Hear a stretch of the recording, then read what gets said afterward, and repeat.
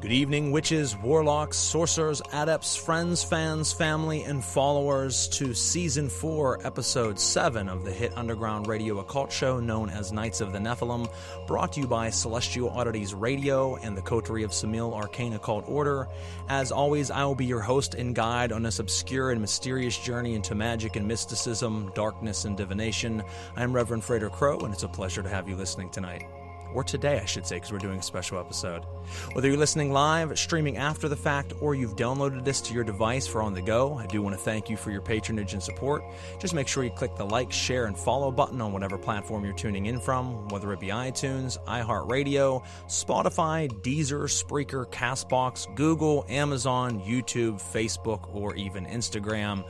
We air across absolutely everywhere, so listen where you're comfortable. But by clicking those buttons, it moves us up the podcast community rankings, allows more people to discover the show, keeps you in the loop with new episodes as they air, and gives you unfiltered access to our past archives of not only this show, Knights of the Nephilim, which is based upon esoteric science, occult doctrine, and ritual magic, interviewing and talking with the biggest and best names in occultism, from ritual practitioners and toolmakers to authors, theologians, and mystics, and more. Or it be one of our other shows like Celestial Oddities Pair of Normal Guys podcast, also known as Pong, where we talk about paranormal and supernatural phenomena, deep dive into subject matter, interview professionals within the field, and do special episodes known as Odd World, where we take on phone calls from listeners just like you from around the world to hear your strange and extraordinary stories of the unexplained. Or it be our show that we retired called Uncovering the Underground. Almost 100 interviews with music and modeling, stars of the big screen, comedy, oddities, and everything in between. We are always aiming to bring you thought-provoking and mind-expansive entertainment and interviews, and that's certainly what we do here at Knights of the Nephilim, at Celestial Oddities Radio, and the Coterie of Semil. This evening, or today, depending upon where you are listening from, is a episode that I am extremely, excited for, that I have been anticipating heavily, and it is a special episode, as you might be aware, because normally we're Thursday nights, 8:30 to 10 p.m. Eastern Standard Time. But due to some differentiations in time and schedules, we did a special episode today here Sunday from 2 to 3:30 p.m. Eastern Standard Time. And the guest we have for you this evening is a powerhouse of knowledge, and I am very, very excited. Before we jump into that, let's go ahead and thank our sponsors, Ars Gnosis, Arachne Arcane Services, Goetic Impressions, Limitless Liberations, The Telemancer, Belladonna's Botanicals, and Little Shop of Lilith. Throughout this evening, we will take a couple breaks to showcase their pages, let you hear a little bit more about who they are, what they do, where you can check them out at, and if we have a promo code, we'll definitely hook you up with that so that you can save a little bit of money on your purchase. But definitely check them out, pick up something for yourself or for a loved one. Every sponsor that's on this show has great quality material, and I back them personally myself as someone who has tried and tested all of their material, and I'm certainly proud to have them as sponsors of the show. If you missed any of the past episodes this season, make sure you go back and check them out. We've had some great guests. We had Shea Belay, author of Friedrich Nietzsche and the Left-Hand Path. We had Matthew Venus, owner of Spiritum Arcanum out of Massachusetts. Great witchcraft and occult shop there. They give lessons and teachings, and he brings in other people of note to come and teach classes, like Alexander Cummins and folks like that. Great minds to learn from.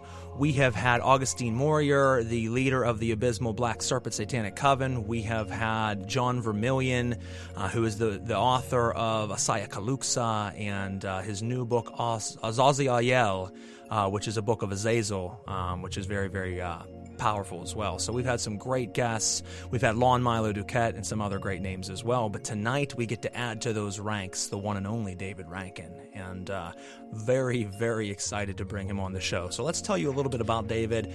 And I'm going to do it from the back of his new book, which we're going to be showcasing and talking about tonight, which is a 2-part book. So let me show you, bumping my microphone here. Let me show you this Goliath of a book here. Look at this. This thing is massive, and this is only volume 1 of 2, and that is the Grimoire Encyclopaedia. So let's tell you a little bit about David. David Rankine is an author, esoteric researcher, and magician who lives in England with his wife, artist, and tattooist, Rosa Laguna.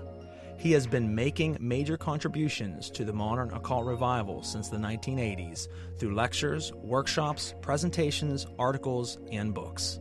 His esoteric experience covers a wide range of topics, including the Western esoteric traditions, especially the Qabalah, the Grimoire traditions, Greco-Egyptian magic, and ceremonial magic, as well as British folklore and European mythology.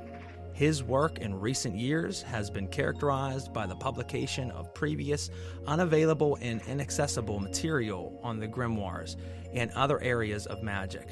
The Grimoire Encyclopaedia is the result of David's years of study and practice with the grimoires. And folks, I can tell you, there's no book like it out there. I mean, the amount of time and effort that would have been put into this book to create it is nothing short of extraordinary, and we will talk about that tonight. If you don't have it, make sure you pick it up.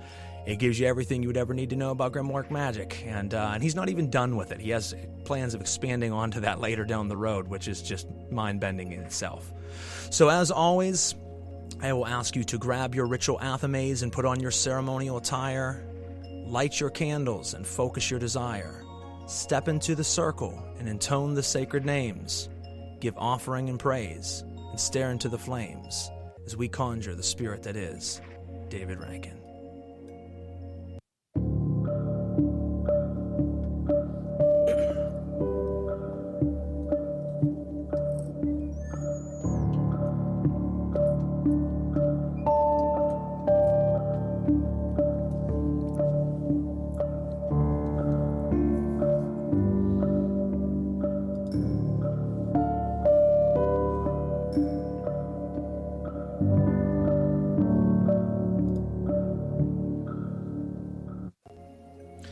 Well, hello, David. Thank you so much, sir, for coming on the show today.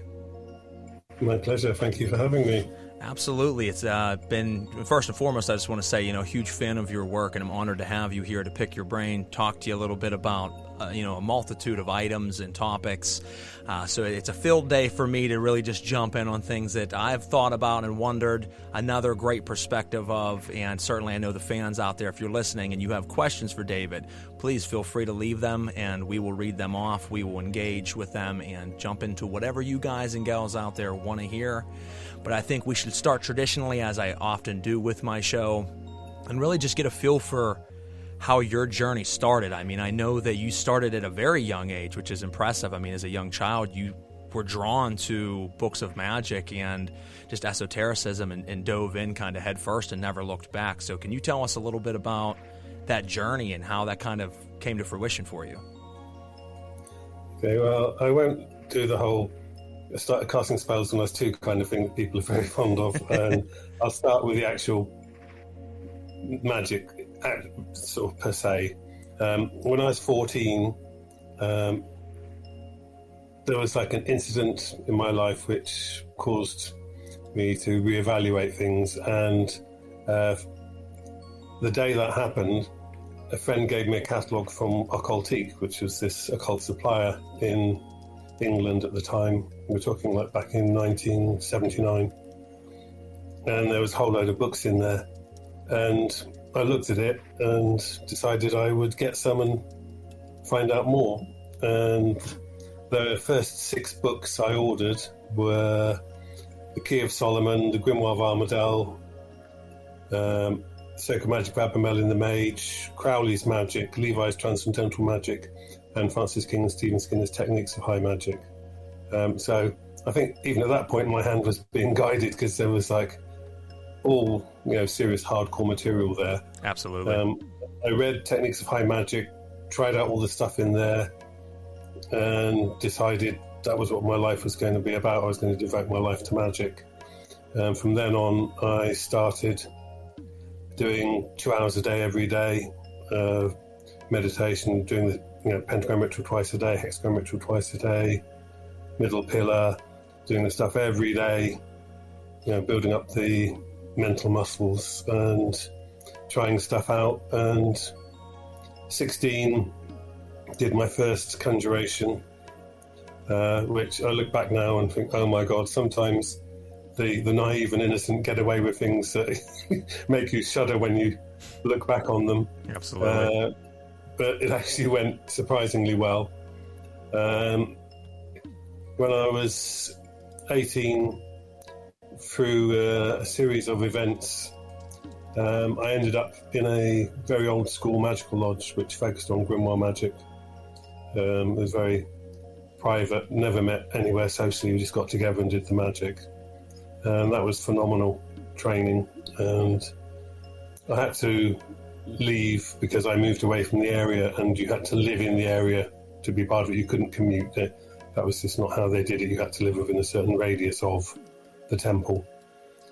I left on good terms, and that had given me a great grounding. And then, from there, went on, got initiated into other traditions. But the grimoire stuff was always there whilst I was doing thing in other traditions like Thelema and Wicca and other things. And it sort of the grimoires and Qabalah have been, I suppose, the underlying themes, over the last 44 years for me.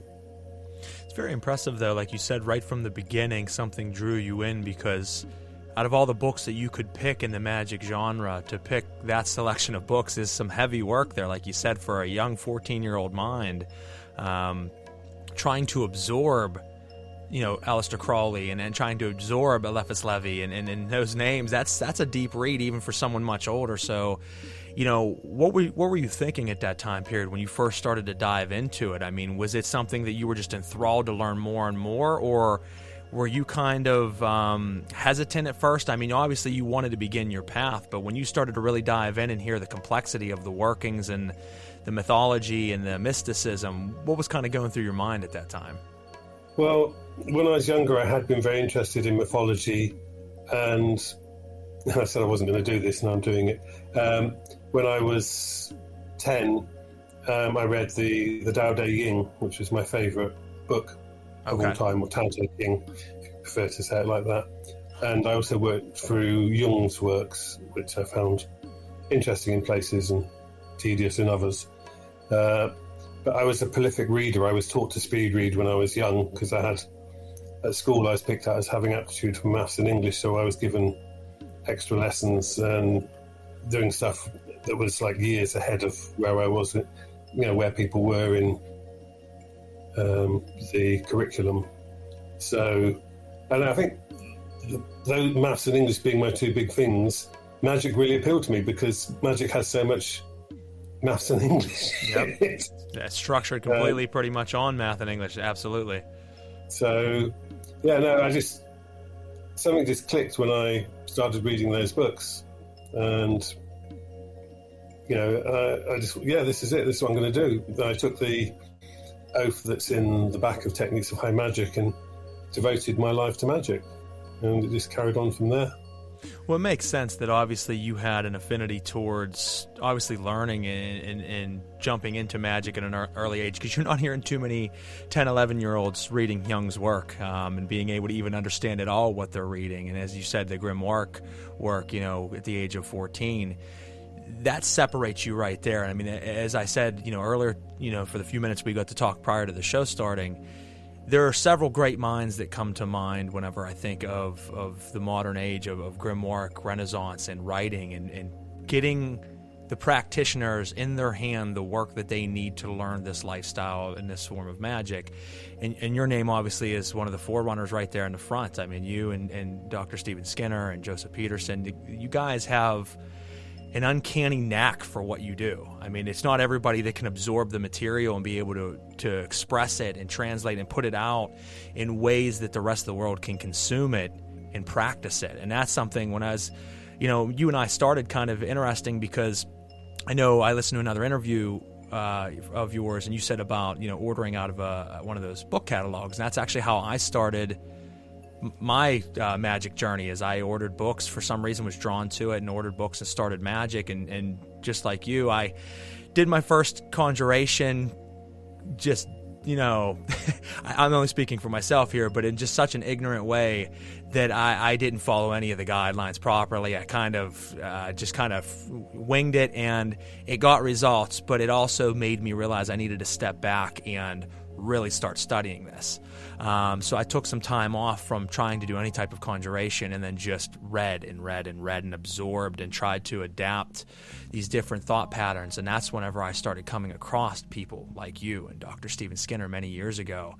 And that's why I'm so excited for tonight's show, because it changed my life. It changed my perspective of magic, changed how I understood it, and made me grow up. Because I think when I first started, I believed magic was real, but there was also this side of me like, okay, and then when it actually happened and that first conjuration worked and I encountered a spirit, it changed everything for the rest of my life. But it made me realize how ignorant I was, and saying like, oh, I need to take this more seriously and actually have validity to what I'm doing.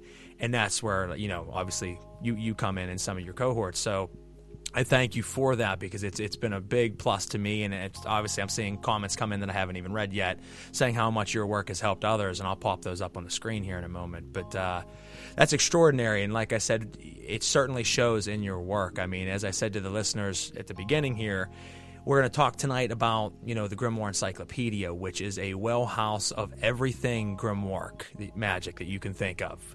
And David, I wanted to ask you, putting this together, I guess I should start. How did you take on the task of putting this together, and where is a starting point for this? I mean, obviously you had the idea in your mind that I want to put together a compendium of all grimoire magic, all associations, but where's day one? How's that start? I mentioned in the introduction that back in, I think it's 2010, an old friend of mine, Mog Morgan, who does Mandrake of Oxford, publishing company, I was involved in magical groups with him back in the 80s, and he sent me a message, and he was like, Dave, he's one of the few people I let call me Dave. I don't like being called Dave for David, but I've known him so long that I think he has the right to do that. So I was like, he was like, Dave, I don't really get this grimoire stuff. Could you send me a précis of the major grimoires? So I did this document for him of what I considered the 30 or so most important grimoires, and a paragraph about each of them. And I think that was kind of like the seed of the Grimoire Encyclopaedia. And then as the years went by, and I saw more and more good material coming out, because one of the advantages of the grimoire traditions, we're blessed that there are so many talented scholars and practitioners, and also that there's such a positive camaraderie, which is missing in some of the other Western mystery traditions, in my opinion. That I thought, there's so much material, and I remembered, me getting into the grimoires and how lucky I was to have that training a few years in, of being in this magical lodge and having people who had been doing it for donkey's years, who knew their stuff. I thought, there's so much material that somebody needs to produce an overview of it all. And I thought, well, collating stuff together and trying to make sense of it's always been one of my favourite things. So I decided, why don't I? I've got that sort of kernel from the before. So then I started, how am I going to do it? And I'll do a chapter on each of the grimoires. I didn't have a set number in mind at first. I just started working through stuff. And after a while, I decided that 100 was a good number. I could have done more, but I went for 100 as a nice round number, because otherwise I would just would have kept going and it wouldn't have got finished. And I wanted it to be out there. And I'd done about 10, and I thought, there needs to be appendixes for this. So I then had to go, fortunately I'd only done 10. And so I went back through them, created loads of appendixes and started doing, so every time I came across a spirit, that went in the spirit appendix. Every time I came across a plant, it went in the plant appendix. Every time some materia magica, it went in there. So as I was working on a grimoire chapter, I had about 10 appendixes open that were constantly being added to. Wow. And it just, I worked on it every day, day in, day out. I'd work on it probably 2 to 4 hours a day on my regular work days when I was doing my regular 9 to 5 job. And on days when I wasn't working, I used to do 8 or 10 hours on it. I had a period where I was really ill with COVID. So on that, I was just laid up in bed on my laptop working all day. for a few weeks. But yeah, I just, once it started, it just kind of took on its own momentum and a life of its own. You know, when I got to about 50 or 60, I decided on 100. There's others that didn't go in there, some more obscure texts, some more, other Arabic texts and things that I want to go in. So they will go in volume 3. I've got about 20 more chapters planned at the moment to go in volume 3. That's awesome. I mean, that's crazy to think you're already at 100 and you got 20 more. That's just insane to how much. That shows you folks how much knowledge lies within these grimoires that can be pulled out and synthesized. So, wow. So you expect then obviously a full volume 3 at some point in the future, maybe even more. Yeah. I mean, there's other things I want to put in volume 3 that I'm not going to talk about yet, but I'm quite excited by some realizations I've had of things that I think need to go into the next volume. And right now, you know, folks, if you know you're planning on buying the book, understand that it is 100 chapters, as we talked about. Off the top of my head, I'd say it has to be roughly between the two of them 14 to 1,500 pages. And when we talk about appendices and it being thorough, you're talking about, as David said, every time a plant came up, that's listed. There's lists of plants and when to use them. There's gemstones and when to use them as far as scrying. There is a spirit list that is just mind-bending. That's the part that really just blew my mind. I'm flipping page after page after page, and I'm like, there's about 12,500 spirit names. Yeah, I've never seen a list even come close to that type of comparison. That's synthesized like this. So that's very ambitious goal. So you didn't really plan then on writing this book. It kind of came to you just through your friend wanting a synthesis, you know, of what the grimoires really were. And then once you started doing that, came up with the idea, why don't I put out something much larger? Yeah, something that's an overview particularly for people who aren't really familiar with the grimoires, that, you know, for each one, an overview of what that particular grimoire is about, what it has in it. Also, essential reading, so that if someone's drawn to a particular grimoire, they go, oh, I need to go and read this book by Joseph Peterson, or this book by Steve Savedow, or this book by Frater Atcher, or stuff, because that is just about it. You know, so it's also highlighting all the great work that all the people out there are doing, because there's a lot of, you know, really good work being done and being made available to people. And I wanted this encyclopedia to do what an encyclopedia should, which is, you know, signpost to people the other places to go further with things. And you did that because I love how every section, as you said, does have at the bottom of it, these are the books that you should read in correlation with what we talked about in this chapter, and highlights so many great authors and so many great works. And I mean, at the beginning of the book, you have that thank you to the other people doing the great work, and it's quite a list of names. I mean, everybody from who I mentioned earlier, like Alexander Cummins, to obviously the late Jake Stratton-Kent, and Frater Atcher and Arundel Overman, and all these other names that have been contributing towards the renaissance of grimoire magic. And like you said, it does what a great encyclopedia should. It gives you all of that raw meat that you need, but it also gives you all the branches of the tree that, hey, if you want more, there's certainly more than just this massive tome that you put out, and I love that. Like I said, I already have read through Volume 1 in its entirety. I can't say I read Volume 2 fully. I have browsed through Volume 2 and am getting ready to tackle reading it word for word, and then I want to start over again with Volume 1 and 2. So I got a lot of work ahead of me. It's, like I said, and I will give you credit, it's not only a big book, lengthwise, but it is a big book. It is tall, and the printing on it's smaller but very readable. So when you open it up, every page is like 2 pages of what a lot of modern authors are doing. A lot of people are using big font these days. So a 400-page book's really like a 200-page book. Not yours. You're 700 and it's like 1,400, and there's 2 of them. So that's awesome. So like I said, I love reading. I'm a voracious reader. So it gave me a challenge whenever I bought both of them and they showed up. My wife's like, you got to be kidding me. I'm like, oh, no, this is my next task. So thank you for that. We have some people saying, I got a comment here that said, just got David's encyclopedia 2 days ago. Life-changing stuff. Thank you for all of your hard work. And as we said, we do all thank you for that.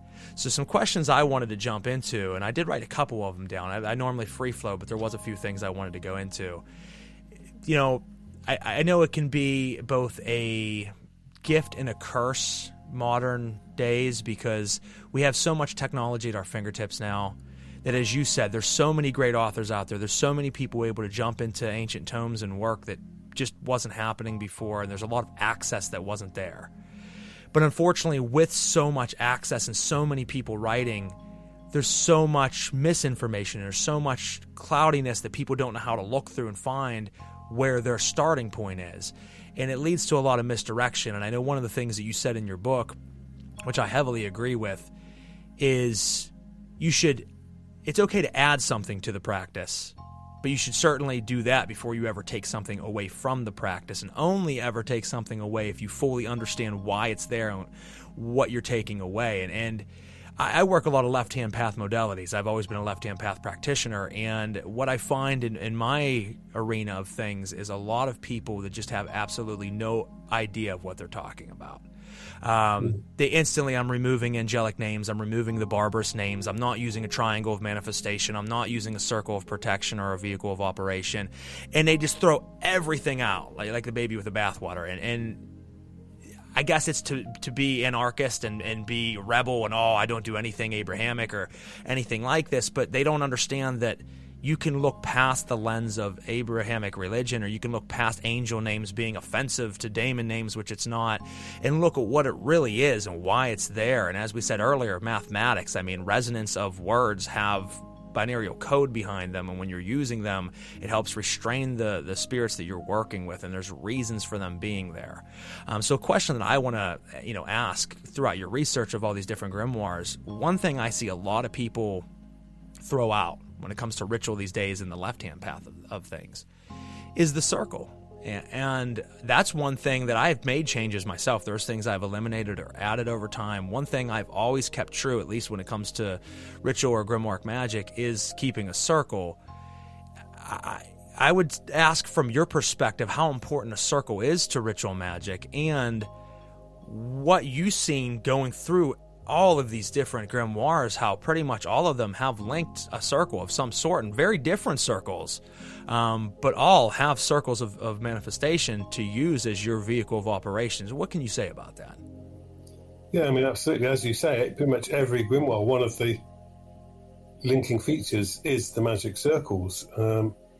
And apart from it, it's the protection aspect apart from anything else. Because if you do a conjuration, there's no guarantee you're just going to, assuming the thing you want turns up, and there's no guarantee that's going to happen, but it also can attract other stuff. You can get what I often call astral garbage, low-level like larvae and entities which can attach themselves to you if you don't have something to protect you. The spiritual hygiene of working in a magic circle, it's essential. That's why, above anything else, why you have the circle. It's to demark, you are inside this place which has been consecrated and will protect you. You have put the work into making that a solid protection. It's drawn out, you've gone over all the names with the tip of your sword, vibrating them, drawing the symbols, etc., activating that circle as a protection from everything, not just what you're trying to call, but anything else that might be attracted. So, for me, the circle is absolutely essential. I agree, and you made a very good point, and it's something that I used to try. I don't do it so much anymore, but I would try to tell people, it's fine if you want to have a left-hand path perspective. It's fine if you want to worship these beings, I suppose, if that's the path that you want to go on. But the problem with that is people will say, well, I don't use a circle because I find it to be offensive to the daemon that I'm calling. Well, that's ridiculous to begin with, but Second, they don't understand you just nailed it. The astral garbage, the larva that will come, that it is not a part. So even if you believe that you are calling Belial and you have honor for this spirit and you're working with him directly, what about the things that come when conjuring this spirit that isn't something that you have any reverence or respect for, that will attach itself to you, which will change your life, which can make you sick, cause psychological disorders that you can't fight against unless you have this separation, and your circle is that separation of macrocosm and microcosm, and it's your world, it's your vehicle of operation. And I've tried to express this to people that as someone who does work heavily with daemon spirits in a field of reverence, I still have always used the circle because it keeps away from that, as you said, at least in ceremonial magic. I do work other traditions, which we'll talk a little bit about, the African diasporic traditions, because I want to talk a little bit about how grimoires have seeped into some of those workings. But I work Kimbanda, and I don't use a circle for Kimbanda because they don't use circles. And that it's good to work, as you said in your book, the system that you're working, work that system. If you have another system, it's okay to do outside of that, but your mind needs to be focused that you can't blend them, you can't mix match and flip-flop whatever you want. Work the system the way the system should be worked. And if you work another system that doesn't have a circle, so be it, but there's reasons in different types of spirits, and the Ishus and Pombagiras of Kimbanda are not the daemons of the Lemegetan. So thank you for that elucidation on there of why. And then, like I said, the astral parasites that people don't often think about that are very, very real. In fact, they're usually more apt to show up than the spirit that you're conjuring. Yeah, and another thing, I think this idea that it's disrespectful, I find really bizarre. One thing that I've noticed in my experience is if you're conjuring up some sort of spiritual creature, they're actually more likely to respect strength on the part of the person conjuring them. And not having the circle there isn't an act of strength, it's an act of folly. That creature will actually respect that you have created a good, solid magical circle. It shows you have some ability. They're more inclined to deal with you because, hey, this guy who's conjured me knows what he's doing, or she knows what she's doing. I think it actually has the opposite effect. I think that having a good magic circle helps create a good basis of opening up dialogue with whichever spirit you may be, calling up. I agree, because it's like if you're on the plains of war and you go to another soldier and you're not wearing any armor and have no sword, no nothing, I mean, you're an easy target and they're not going to respect you. But when you show up to battle with armor on and you're plated and you're ready, as you said, they're looking at you like, oh, okay, he is someone to listen to, he's someone to respect, and you can respect the spirit and they'll respect you back. But when you do have no circle and you're removing things from the conjuration, you're allowing this very dangerous force into your ritual chamber with no protection and no armor on. And it's not like, oh, well, I respect him and he's going to take care of me. There's a good chance it's going to destroy your life, and that's how that works. And I mean, I've been big on experimental magic over my life, and I have tried. And one story I'll tell folks that I've never told before, I don't believe on the show, is I did a conjuration of murmur, and I didn't use anything. It was just a straight conjuration without. I still used a circle. I didn't use a lot of the names. I didn't follow proper procedure. What ended up happening is over the next several months of my life, I became obsessed with bones. Now, he obviously is a necromantic spirit, but I mean, I always collected oddities. I always collected curios. I lost my mind. I went insane and dropped thousands upon thousands upon thousands of dollars in a very short amount of time. I bought a house worth of bones, pretty much, is how much money I spent. And I realized at one point that I became obsessed, that this spirit was attached to me, or a larva of some sort, but I believe it was definitely the influence of the spirit. And I had to do some heavy work to remove that influence from my life. And as quickly as it came, once I was able to properly get rid of that influence, all of a sudden, my love for bones went back to what it always was. Oh, yeah, bones are cool, great. But it wasn't obsessed. I mean, I was obsessed. I was sitting up at 3 o'clock in the morning and reading things about bones and looking at auctions for oddities and just couldn't go to sleep. I didn't even realize how crazy I'd become because I was so absorbed by this essence. So as David said, I mean, there are reasons that they are there. You might have honor and respect for the spirit, but if you don't follow the proper procedures, it might not have honor or respect for you and destroy you, like I said. So don't spend thousands upon thousands of dollars on bones, folks. Now, one of the things I wanted to jump into is you said about, obviously, the proper procedures. You mentioned in the book something that I really liked and resonate with, which is confession. And I think a lot of people would say confession. I mean, what do you mean confession? Am I going to talk to a priest? No, folks. What David was talking about is self-confession. And I think that is a very important thing because, as you said, you bear the weight of responsibility for what you have done. Because so many people want to walk around on this pedestal and walk around like they are something of high importance when they're not. When you take account for what you have done and you say it out loud and you own up to it, there's a strength there that you can't get otherwise. And that allows you, as you said in the book, to go in very clear-headed and do the procedure properly without being weighed down from your past transgressions. Can you speak a little bit about that? Yeah, I mean, it's in addition to what you've just mentioned from what I said, there's also the aspect of ego that is held in place with confession, because I don't go with the idea that you shouldn't have an ego. I think that's nonsense. You have to have an ego. We live in a society where you interact with people. Ego is an essential part of that. But for me, part of magical training is you train your ego. The point of all of these exercises and things you do is like, ego is like a prepubescent teenager. I want this, I want that, I want. And the more magical discipline you have, the more you can actually harness the ego and make it work with you rather than against you. And confession is incredibly important for that aspect of humility, of keeping the ego in place. You stay true to your purpose and you don't end up in a position where you're doing things for the wrong reason. So, I think the confession aspect of it, people, like say, some people have a knee-jerk reaction to that, like, I don't want to do that, it's too reminiscent of my Christian past, blah, blah. But the point of it is not that. The point of it is to clear yourself out and to go in there in the best possible state.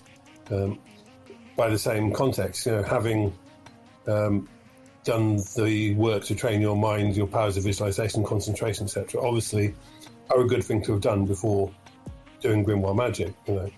You can just jump into grimoire magic without having done other things, but if you have other magical training, that can be a great boon of going into working the grimoires, that you've got other experience that you bring into it, as long as it's with an appreciation that the grimoires do have their own mechanics. And as we've both said, you don't mess with the mechanics of a system until you are fluid with that system. You understand why it works and what you can do. If you had a car engine and you're not a mechanic, you don't just start playing around with the engine that doesn't work. You either get a trained mechanic to do it, or you go and train yourself so that you will be able to, in the future, fix that engine.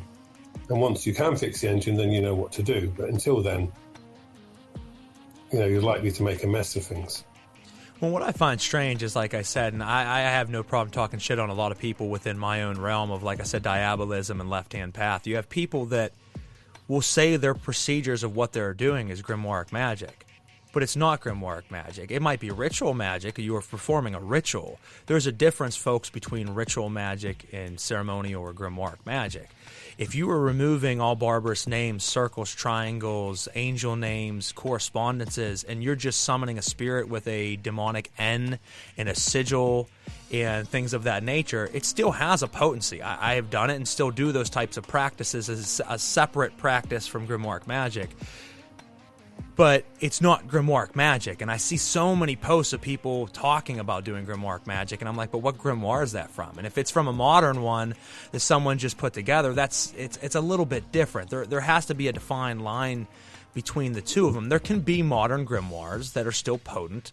Where do you find that defining line of what makes? Because obviously, if you look at anything from Solomonic texts to the Heptameron to the Sworn Book of Honorius and everything in between, we're talking ancient work. How does that translate to someone who maybe doesn't resonate with that but wants to do a grimoire-style magic? Can there be proper procedures written today in the light of these books and still be a contender with these ancient tomes? So in essence, could someone write something now that is a grimoire text, true grimoire magic, and still compare to the ancient tomes? Absolutely. I think if they have the experience and the knowledge, that is totally something that could be done. I mean, Jake did like the Sworn and Secret Grimoire, which was a good example of someone with that experience and knowledge. And, Jake was doing this stuff for decades as well. Yeah. He really knew his stuff. I mean, I knew him from back in the 80s when we were both on the Phalemic scene over here. And Jake was always one of the people who was pushing the boundaries and trying stuff. And there was he, with the Sworn and Secret Grimoire, has done exactly that. He took something that actually wasn't done that well and turned it into something better. The Curial was a mess. It was like it's just not a really very workable piece. It's a modern forgery, basically. And so Jake took that and turned it into something in modern, as a grimoire that is workable now and is a good sort of introductory text of practice for people who don't have familiarity with grimoires. And it's as valid as something like you say, like the Heptameron or the Key of Solomon. He was a powerhouse. I mean, it was a true loss to the magic community with his passing, because not only was he amazing at what he did, his personality and his unfiltered, no-nonsense approach, I guess you could say, for anybody that knows Jake Stratton-Kent out there, he said what was on his mind without any worry what anybody thought, and I love that, and I respect that. That's how I've always been. If I offend you, that's too bad, because I'm going to say what I think, within reason.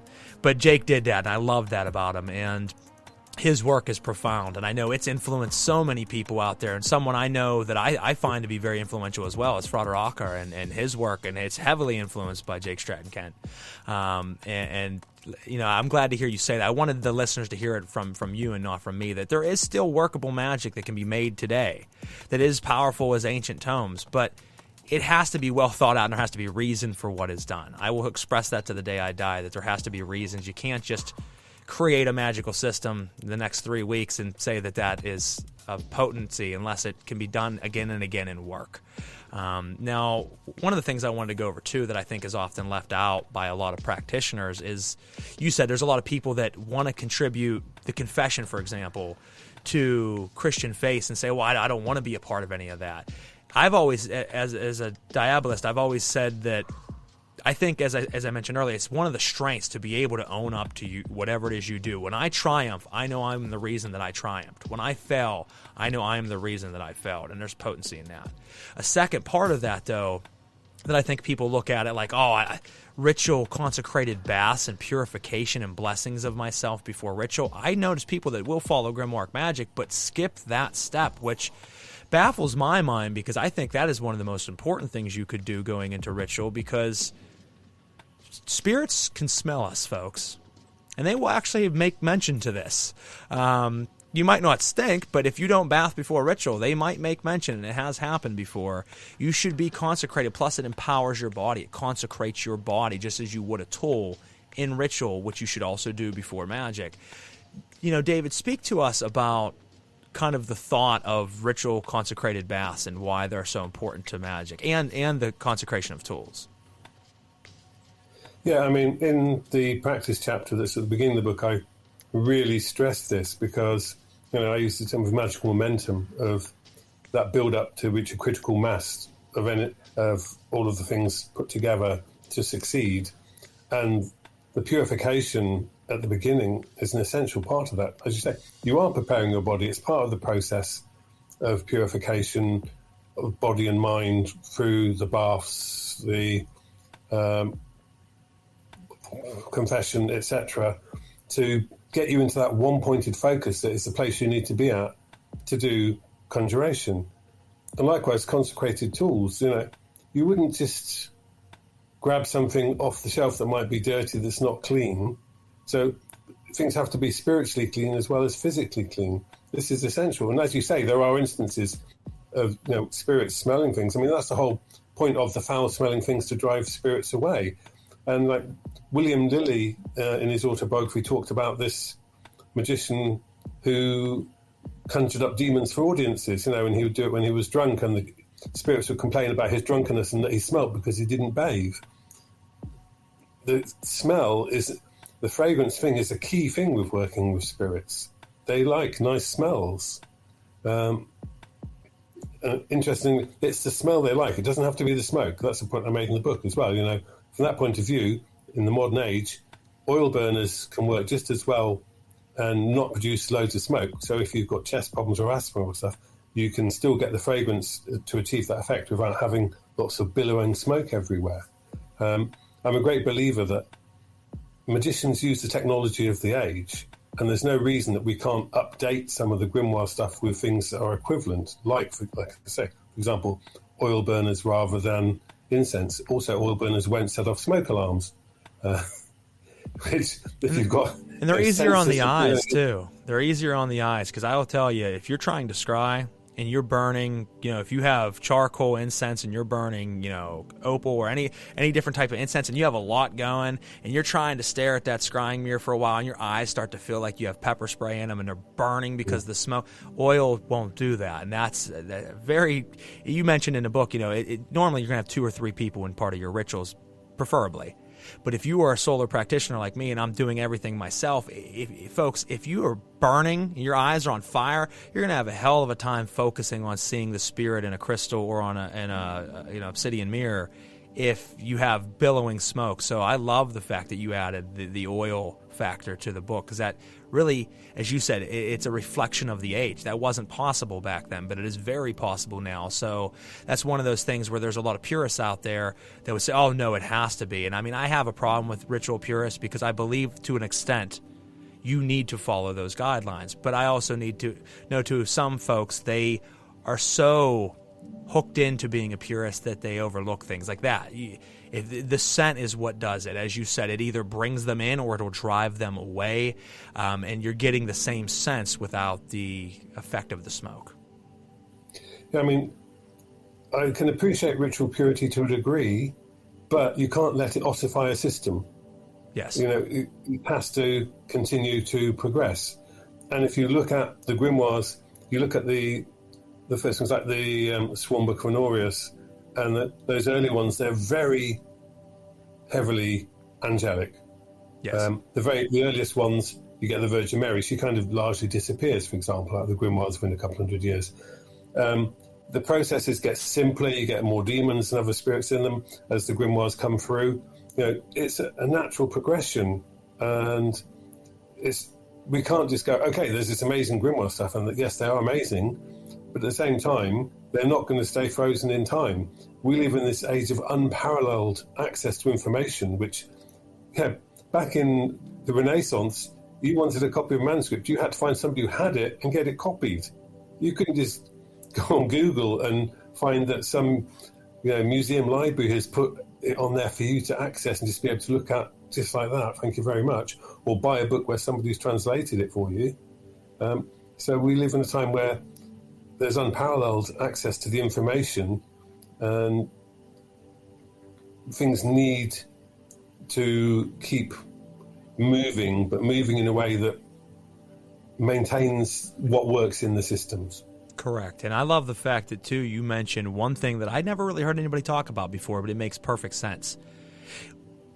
Folks, if you have a grimoire out there, your own personal grimoire I'm speaking of, and you're jotting down notes from ritual and things that you do during rituals that you notice work, doesn't work, so forth, you're usually going to jot down the things that stand out to you. But the things that are absolutely common sense to you, you don't jot down because you just already know them. Unless you're planning on having other people read it, you don't put it down.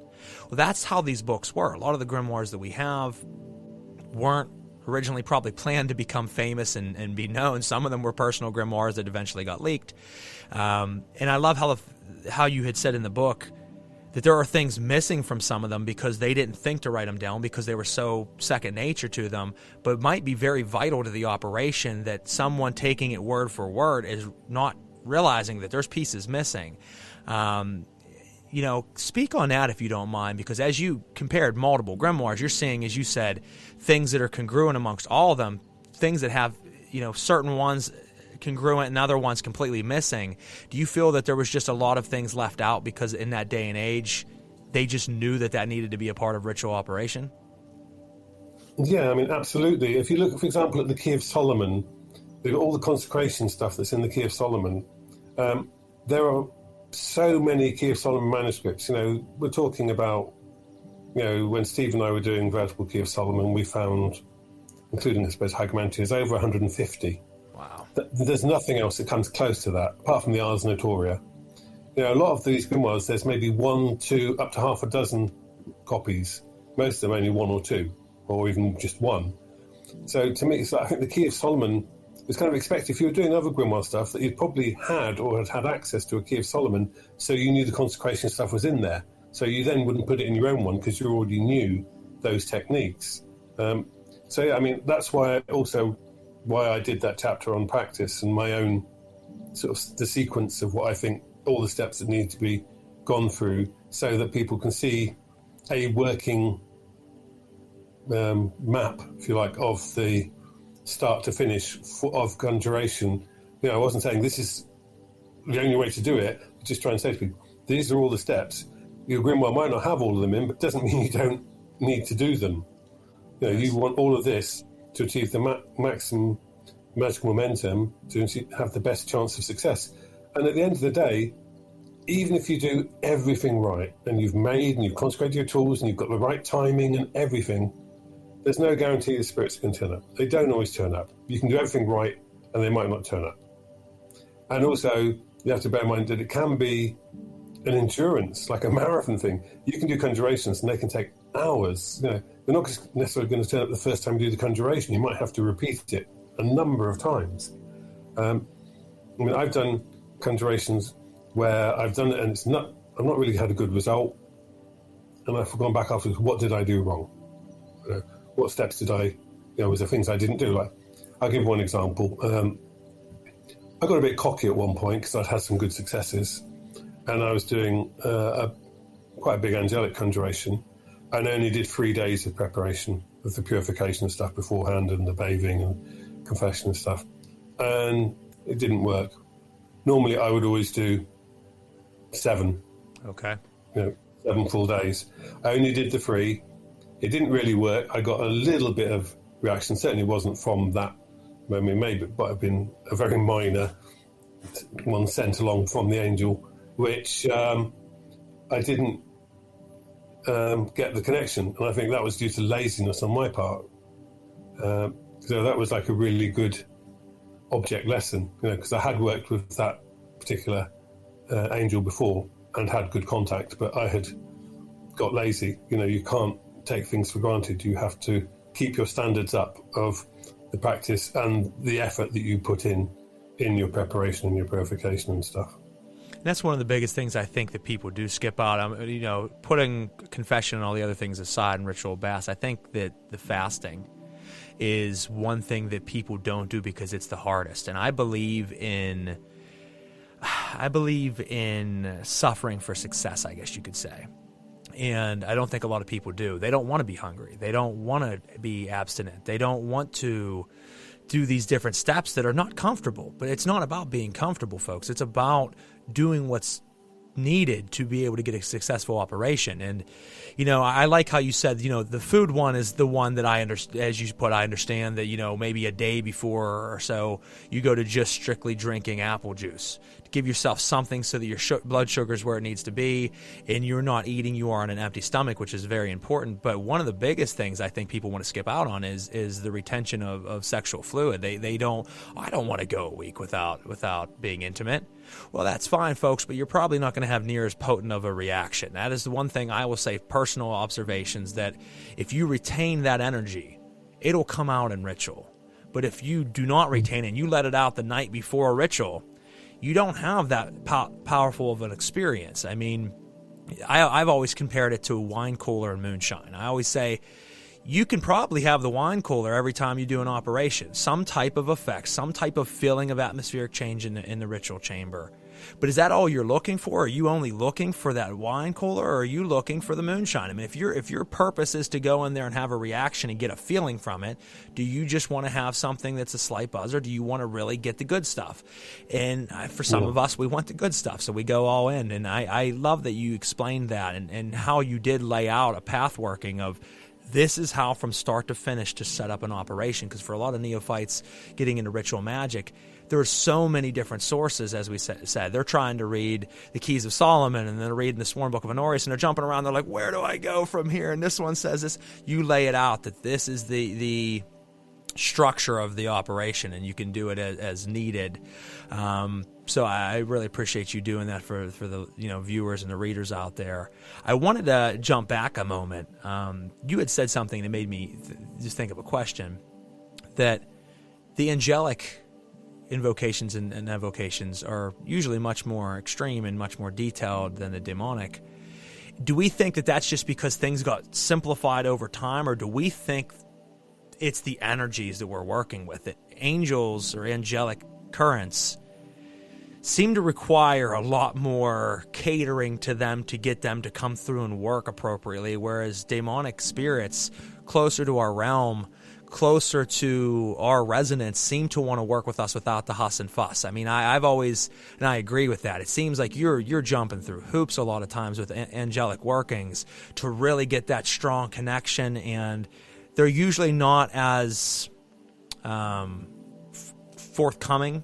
They'll get the job done, but daemons seem to often want to communicate. They're easier to work with. They don't require the huss and fuss. So what are your thoughts on that? Do we think that grimoires just kind of simplified over time in general, or do we think it's because the demonic grimoires, such as like the Virum and things, it's not, you're working with an energy that is more happy to work with you? I think it's more the latter. I mean, with angels, they tend to usually have a very specific function, and it is this very exalted kind of energy. But so it's like you've got to focus down to like laser sharp. So the preparation and purification stuff is absolutely essential. And as you say, I had the same experience. They will only give you the bare minimum. They will tell you, they will answer your questions, and that's all you're going to get. They're not going to be chatty. With the daemons, they are far more inclined. It's like they're more general purpose. They usually have a wider range of where they can operate. It's not just, I have this set function, this is the only thing I do. There's a range of skills, if you like, they normally have. And they are, I'm saying, they do tend to be more willing to communicate and engage. So yeah, I think there is a definite difference there between the two. And that's part of the thing of deciding at the beginning, what are you after? I did an angelic conjuration one time to track a manuscript down, and the angel came, and I said, it's in this place. I said, but I've looked in that library, it wasn't there. It's there, it's mislabeled, go back. And boom, it was gone. So okay, I went back, sure enough, it had been mislabeled, the manuscript was there. So the angel gave me the right information, but that was it. It just came, answered my question, and went again.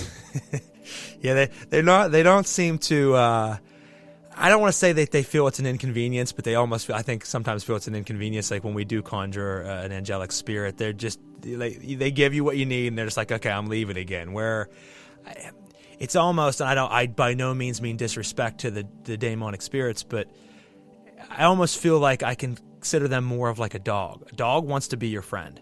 It wants to come around, it wants to lay in your lap, it wants to connect with you in some form or fashion. Cats, not so much. Cats usually just do their own thing, and I feel like that's kind of how angels are, where they'll give you the answer, but I mean, you can't really understand them. They're not going to chat with you.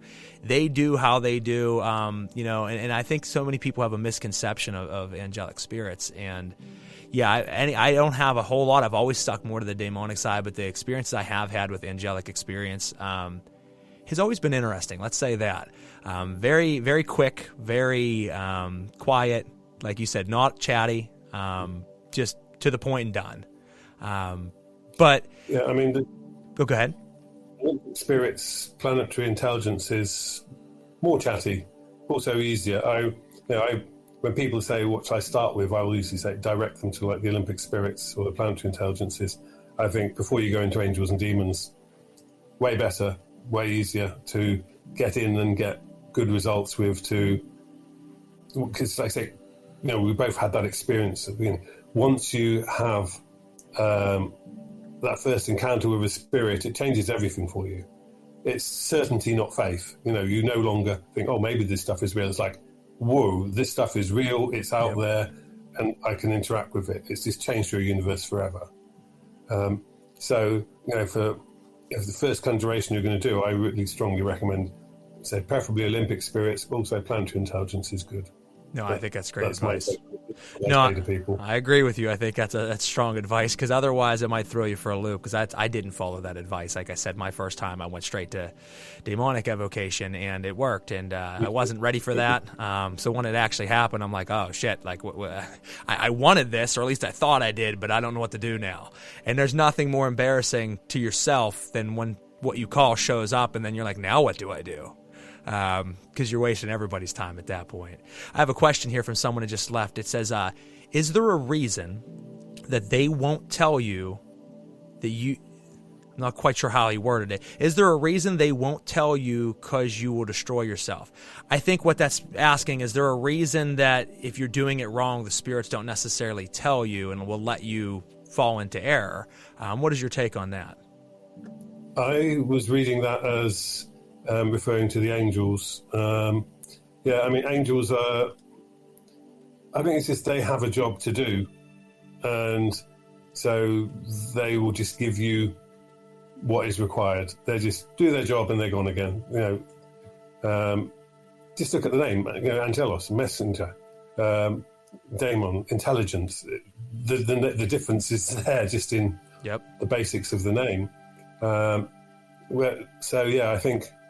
I don't think it's because you'll destroy yourself. I think it's just because one, they're busy, and two, I don't want to say that angels are disdainful of humans, because that's the whole pride and fall thing, but it's just, for them, it's a distraction. Like, okay, you've called me, you need this, here it is, okay, I'm gone.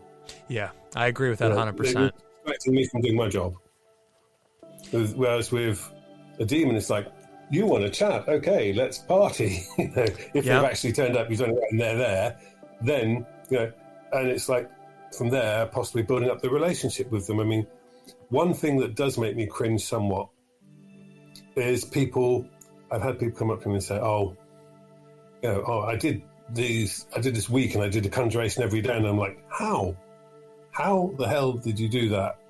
Because surely you did a week's preparation for the one. So then the next day you're doing another one.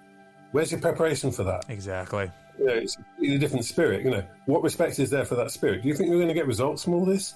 Plus, they're not Pokemon cards that you collect. You don't need to do all the spirits. You work with a spirit that is relevant for you to work with. And there's reasons you want you want to get something from working with that spirit.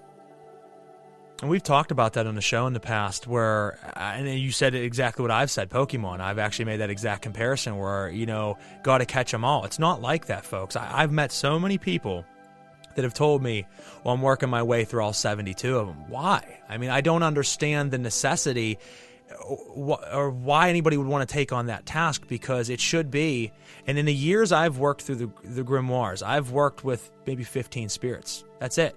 I usually have stuck to about 5. That's for the purposes I've needed. Never really cared to venture on beyond that, because I don't need to meet them all. There's no need to meet them all. If they're taking care of the needs that they are charged with, and they're making that happen, then that's all I need. And yes, there might be 3 other spirits that could do the same charge, but if I've already formed a relationship, and that's the key, formed a relationship, then that's what you have. But people will say, and two things I want to point out there. People say, well, I, doing this spirit this week and this one next week and this one. You don't have any time to actually get the job done, because it does take a relationship. It's like knocking on your neighbor's door. You go ask a favor. If you've never talked to him before, chances are he's not going to do it. But if you go over to his house a bunch of times, you bring him gifts, you make offerings to him, and you form a relationship and say, hey, can you do a favor for me? Yeah, I'll do that. It's about forming that bond. They're going to do for you a favor whenever you need it if they like you. But if you just call them out of the blue and never spoke to them before and say, hey, I charge you with this, and this, it's probably not going to happen, or not going to happen in a way that you want. But you don't need to call every neighbor on the block if you have that neighbor next door. It's your best friend. So I think people need to have a different perspective, and I think a lot of modern authors have done this to the culture, where it is about how badass you are, how many you can call. And like you said, if you're doing a conjuration today, and then you're doing one tomorrow, and then you're doing one on Thursday, I got to question that, because as you said, David, I mean, it's a lot of preparation to actually have that experience. And I think what happens is a lot of practitioners aren't actually contacting the spirit. They're contacting a facet of their own mind. And they're getting there's a lot of ego dialogue. Yeah, they're getting what seems to be paranormal. They're getting experiences. They might even have phenomena, like I said, that it seems wild. And I contacted a spirit. He can't. No, you contacted yourself. You just didn't realize you were talking to yourself. And if you do truly consecrate everything, if you do truly purify, if you do the confessions, if you do all of the steps properly, there's a reason why some of the purists will say, if you follow this to a T, you will have a life-changing experience. But if you don't, you're going to have experiences, sure. But once again, do you want the wine cooler, or do you want the moonshine? And that's what you got to ask yourself. Now, I wanted to say, we were talking about angels. You know, what kind of influence do you think books like The Sword of Moses had on further grimoires, as being a very old text and kind of portraying angels in a strange light that most people don't even realize? Because when people think of angels, they think of love and light, which isn't the case with angels. They will be messengers of death. And the Sword of Moses has multiple conjurations to kill people and to plague them. How do you think that influenced a lot of what was to come in a Christianized grimoire tradition? I don't think it heavily did. I don't think that many people had access to material in things like the Sword of Moses. The view of angels was heavily influenced from the Christian take. Those Jewish ones, they're definitely, I think, to me, more true to how I perceive angels. Me too.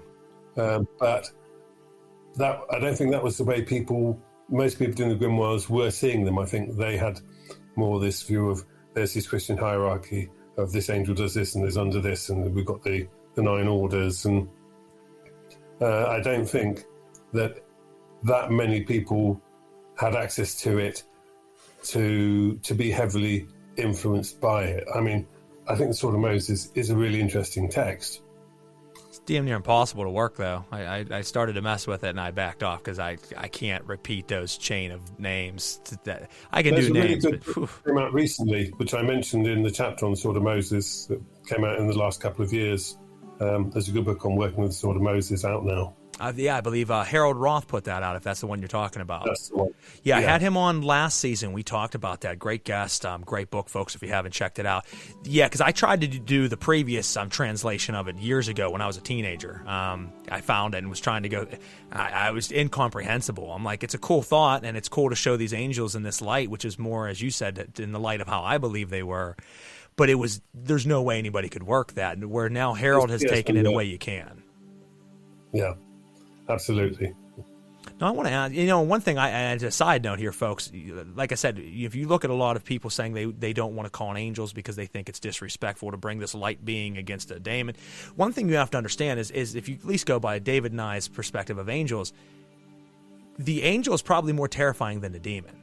So when you call the angel, it's not calling this real righteous being to subdue this dark evil being. It's calling this monstrosity of terror to subdue this demon, because angels are terrifying, and I have had some pretty terrifying experiences with them. Now I want to ask a question, because it's an interesting take, and it's been used before. Poke Runyon made this very popular, and Poke brought a couple things to modern occultism that I don't want to say he brought it to it, but he reemerged it. In his book, The Magic of Solomon, he talked about correlating the decans and the 72 Shem Hemephoresh angels with the 72 goetic demons of Solomon. What is your thoughts on the lining up of the Shem angels with the 72 goetic demons and the decans? Do you find weight in that, or do you find that that's a reach? Oh, you've picked a a topic that's quite a hot potato. Obviously, the Goetia of Dr. Rudd has the 72 Shem angels lined up with the Goetic spirits. And people go, oh, that's so wrong. No, you can't do that. It's like, so you're telling me it's okay to experiment with stuff now and find things that work with you, but it wasn't okay for somebody who was actually working grimoires and in a group, you can tell from his writings, if you work for all of Rudd's material, he was clearly working in a group of magicians, to do something and find that it works for them and then carry it on. I don't, there's a certain hypocrisy there. Yeah. The people doing it back then are not allowed to make suggestions because it offends the sensibilities of somebody today. Well, tough crap. The fact is that the 72 Shem angels, if you choose to do that with the Goetic spirits, does work. I've done Goetic conjuration without when I started in my earlier days, in the lodge and other places, and I tried it with the Shem angel thing. And the Shem angel thing definitely works. And in all the times I've done it, I've never had to use the cursing side of things. I never have either. I'm not a big fan of the whole constraining and cursing of demons. Happily, I've never needed to do that in all my magical career, which I'm very pleased about, because I think you actually want a sort of a healthy relationship with a spirit, and cursing is not going to help engender that. But the fact is that, like it or not, that connection, I mean, you obviously went, 72, let's see if they match up, does work. And for somebody who has never done Goetia before, actually having the Shem angel there as a moderating influence on the Goetic spirit is a good thing to do. It's going to make it a lot less hazardous for somebody doing the Goetia. I'll say the Goetia rather than Goetia, because obviously we know from Jake's work and others, Goetia is much more than that. It's not the book, but we're talking about the Goetia of the 72 Goetic spirits from the Lemegeton. That it does work. At the end of the day, the question is, does it work? Whether you like it or not and are offended by it, well, that's irrelevant. The fact is that as a piece of magical technology, the Shem angels with the Goetic spirits works. And having that, the dual-sided seal, so you've got the Shem angel facing inwards towards your heart, protecting the heart, with the spirit seal facing it so it can see its own seal. It's an extra layer of magical protection. And, as I say, it works. So whether you choose to work it or not is up to you. But for me, it's a valid medical technology that works and that makes it, I think, safer and more peace of mind for people coming into working that particular grimoire. Now, a question on that, because it's something that I've pondered before, and I would love to hear your take on it. Do you believe that the Shem angels and the Goetic demons are the same beings but different vibrations of the same being, so almost like different deific masks of the same current? So when you find the one-to-one counterpart, the angelic side is its higher vibrational self and the daemon its lower vibrational. So when you pair them together, you are in essence bringing the spirit fully together in its true nature of higher and lower, and that's why it's stabilized out. So you're not teeter-totter to one side or the other.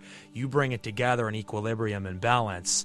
Do you find any validity to that? Because I've talked about that in the past, where there is a thought that they are the same 72 beings, they're just one-to-one counterparts. I don't personally see them as being the same beings. The spirit list of the 72 in the Goetia formed over a period of a couple of centuries. The Shem angels had been there for a long time before that, rather than the spirits that got put together into that spirit list of the 72. I think they work because of the nature of the power of the Shem angels being sort of balancing that power of the Goetic spirits. But for me personally, I don't believe that they are, I think, a direct thing. I think if they'd been put in a different order it still would have worked. The order of the Shem angels will remain constant, but that order that is there, I'm not suggesting you switch around and stick a different angel with a different spirit. I'm just saying that for me, I think it works because of the nature of the beings in there. I don't think it's like a direct correlation of higher and lower. I mean, it's something I have also considered, because there are, whole aspects. Is like, there's arguments, for example, that Lucifer and Michael being aspects of the same. Yeah, I've heard it before as well. They are the same being. I mean, I veer more towards the. There's very interesting Kabbalistic stuff talking about Michael and Metatron being the same being. Okay. There's like a whole load of stuff on that, which is very interesting. But I don't make that. For me, I don't make that connection of the Shem angels being, like, if you like, different aspects of those 72 in the Goetia.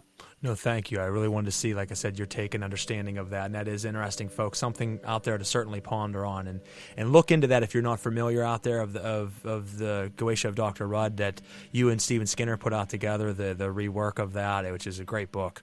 It talks about that. Poke Runyon has talked about that, like I said, in his system, and one of the claims he made, which yes and no, he talked about rediscovering using a black scrying mirror in evocation to see the spirits, which I think there is some validity to that, but obviously he didn't discover it, he rediscovered it, because there was drawing spirits into crystals, which has existed long before Poke Runyon did.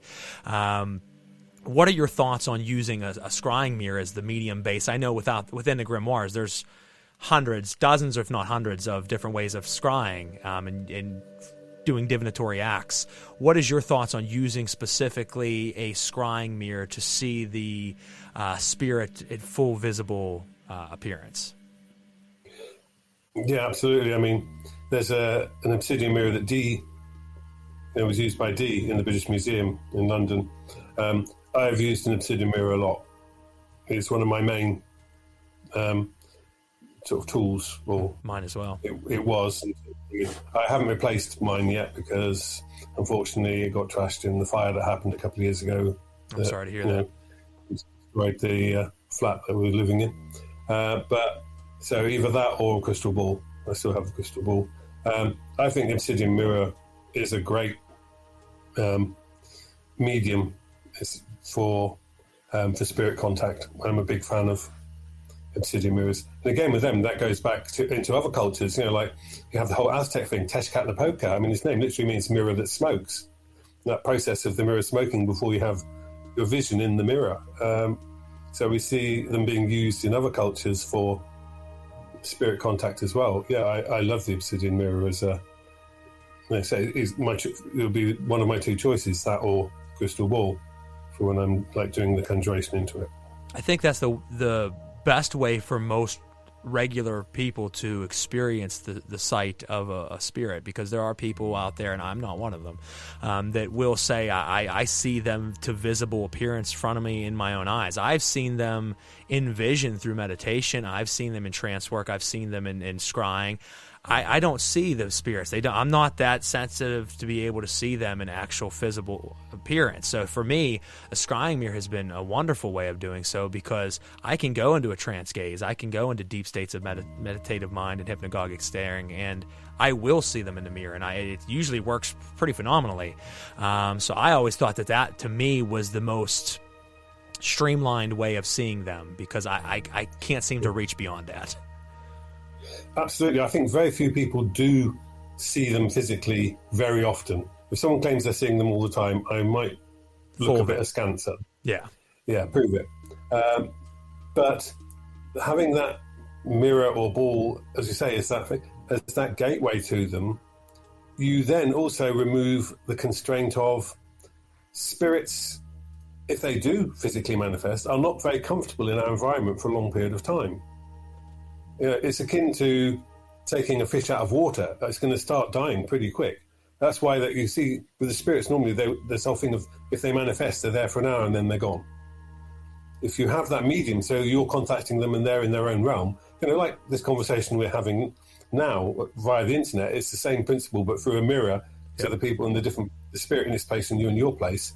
there isn't that same constraint. You can engage for a longer period of time. It's not necessarily limited to that hour, because it's quite comfortably in its home and you're in your place, and it enables you to extend that time, because you may have your list of things that you're going to talk to the spirit about or ask for that you prepared beforehand, because that way you don't forget stuff. So of course you've prepared it. That's a mistake you usually only make once. And I think I was guilty of it at the beginning as well. I've been there more than once, actually. It took a few times for me to really. But a precise list, with lawyer eye of the questions, so that you can't. There's no wiggle room on the answers. So yeah, I think it's a must. Having it in its triangle or circle or pentagram or whatever it might be, because depending on the grimoire, it's often the second small circle for angels, and you even have like a pentagram that the crystal goes into for some of the fairy conjurations. So it's not always a triangle. Yeah, true. And I think that's an important thing that I've seen people remove the triangle, which is strange to me, because you're not giving it really a place to try to manifest. And as you said, it is hard for them to be in our environment. And I know Crawley had a lot of work that he tried to do with smoke to get them to appear in smoke, and he had a hell of a time doing it, because it's not the best way of going about it. Like you said, with the scrying mirror, they're able to stay in their realm but still transmit to ours. When you're trying to get them to appear in a base like smoke or just in general, it's a really hard thing that if you do get, you're going to have to really stay in that trance state to keep them locked in long enough to get your answers. And that's draining. As you said, it might take hours to get them to show up. And then by that time, you're probably already feeling fatigued. But to be able to stay that mind locked with them, it doesn't work very well, where you don't have to be as stern with the scrying mirror, because it does take often a long time. I mean, you can be in the ritual chamber, folks, for 2-3 hours, really locked into an operation, and by the time you're done, you're whooped. I mean, you're whooped that night, you're whooped the next day, and that's why I always have the day off after. Yep, day off after, and that's what I was just going to say. And as you said earlier, when someone tells you I do it 3-4 days in a row, I call bullshit on that, because I don't know how you have that stamina. You have the stamina like a grizzly bear, because next day I'm ready to just sleep or just lay around. And a great practitioner I've had on the show, Alistair Nocht, he talks about N's: eat, nest, drink, scribe. After you're done with ritual, you need to eat something, you need to get comfortable, you need to drink and rehydrate, and you need to scribe your thoughts right then and there, because by the next day it's going to seem like a cloudy dream, because you look back on it and you're like, I remember things happen, but now it starts to disappear. At least for me, it almost is like a dream. It'll start to kind of dissipate. Or you start to rewrite it. Yep, or you start to add dialogue that was not there. And I know that one thing you said that is very resonant that a lot of people overlook is the quieting the internal dialogue. You have to get to a point of oneness where you dissolve, because then you will have contact with a spirit and know without a shadow of a doubt that it is the spirit. But as we talked about earlier, it's easy to fool yourself and be talking to yourself. And that happens for a lot of people. I think most practitioners out there claiming huge feats are actually talking to themselves. So, I mean, how important was that for your work when you learned to quiet the inner dialogue, which is an extremely hard task for people to learn? But once you learn it, it's one of the most vital tools in your toolbox.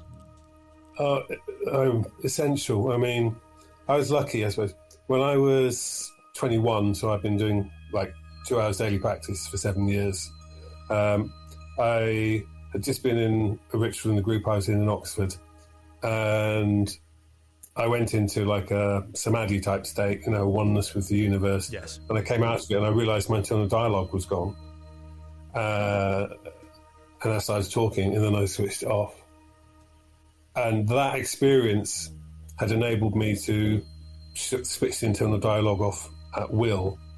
So, and I think that was the cumulative result of 7 years of doing this stuff and doing the meditations and visualizations and stuff every day. But since then, for the last, 37 years, I've lived my life without internal dialogue. If I want to think about something, I'll process it, I'll talk in my head. But most of the time, I've just lived with silence in my head, and it's wonderful. It makes life so much calmer. And as you say, for ritual, if it's a spirit talking to you, because otherwise there's silence. I know if it's something, or if I've started talking to myself, I know that's me, that's not the spirit. I can tell the difference. Also, when I have the spirit contact, they tend to talk in quite a different voice to my voice. They do. Yep. It'll stand out itself just because not only the voice that you hear, but also how their cadences with talking isn't the same as yours. And like I've never talked to myself that way before, so why would I start now? But the inner dialogue is an important thing, and I've taught students that I've had in the past that one really great way to start that process, aside from just deep meditation, is mindfulness. Step outside yourself and view your life as someone separate from you. Watch yourself go throughout the day, everything you do. Why do you do it? Why are you acting that way? Why did you say what you did? And you start to really realize your dialogue, like I said. And you, wait a second, that's kind of weird. Like I am playing a character right now, but I just viewed myself outside the character that I'm playing. And then it causes that chasm there. And once you start to crack it a little bit, it will start to grow. And that's an important thing, that if you can't separate yourself from yourself, you're going to have a heck of a time really getting into those deeper states of conjuration and connection. But you are correct. Once you find that, it's a very peaceful state to be able to just shut it off and live without constant fluttering of thoughts going on in your head. It's gone. You can turn it on and off as you please. Yeah. It helps you be more productive as well, I think. People say, how have you written all these, etc. Well, because I can just concentrate on what I'm doing. There's no distraction. So you can get a lot more done when you don't have distractions. Yeah, because it'll pull you every which way, especially for me, because, I mean, I had ADD as a kid, and I still do it, I guess, in ways, certain times, but get pulled all over the place, every single direction, and you never can focus on the thing that's in front of you because you're looking in every direction but in front of you. So when you learn to captivate that's what I started. That was the practice I did for myself, was that looking at myself outside of myself, which helped me rein all that in, which did what the medicine couldn't. As kids, they want to throw medicine at you and say, try this will help it. It didn't help it. But taking a look at myself outside myself did what the medicine couldn't, which was important. And I know that we are kind of probably out of time or running past time because we flew through an hour and a half, which is crazy. I had so many more questions I wanted to ask you. I'll have to probably bring it back again to get you some of them. But one of the things I wanted to go over, and we briefly mentioned it earlier, is pivotal grimoires like the Virum. To me, being my favorite, I would say, but they all have their own cadences. What are your thoughts on the Virum changing everything? Because it went from being more of a constraining in some sort of way to making pacts, to let's form a pack with these daemons, and bringing that aspect into the light at that point, and being just kind of a very different setup, and how they have the three kings, and Ashtaroth and Lucifer and Beelzebub, and bringing that aspect in, which was kind of different. I know that obviously in Solomonic style you can have Orion's Paimon, Amaimon, and Egan, but what are your thoughts on that aspect of the three, and obviously of the pact making? Okay, well, that's interesting because it brings in a division that was there in the grimoires. I mean, what we call the LBS, LBA, Lucifer, Beelzebub, Satan, Lucifer, Beelzebub, Astaroth, which tend to be North and South Europe. So the LBS texts tend to be the ones that are England, Germany, and that more the northern parts of Europe, whereas the LBA tend to be more the French, Italian, that part of Europe. So grimoire, so the Verum being, Italian, French, is the LBA trinity.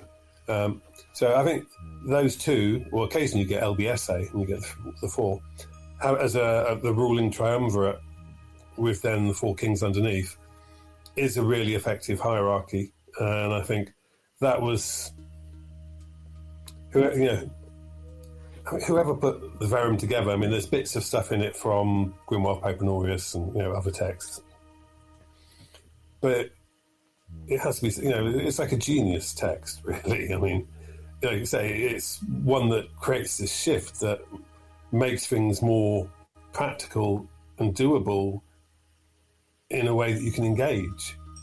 So yeah, I mean, the Verum for me, it's not actually one I've really worked a lot. I mean, a lot of people, I know people love the Verum, but for me, my focus has been more on, initially it was on more Goetia, Key of Solomon has been a big one for me, the 9 keys, and then I've sort of moved off into certain other ones that I'm not going to say. But I sort of went, demon angel back to demon. But that thing, the verum it's like a crossroads. I think it marks that things kind of came together with the verum in a way that has made it really accessible, and it's a really key text. And Jake, was the person who really popularised it. Before that, people weren't paying that much attention to it.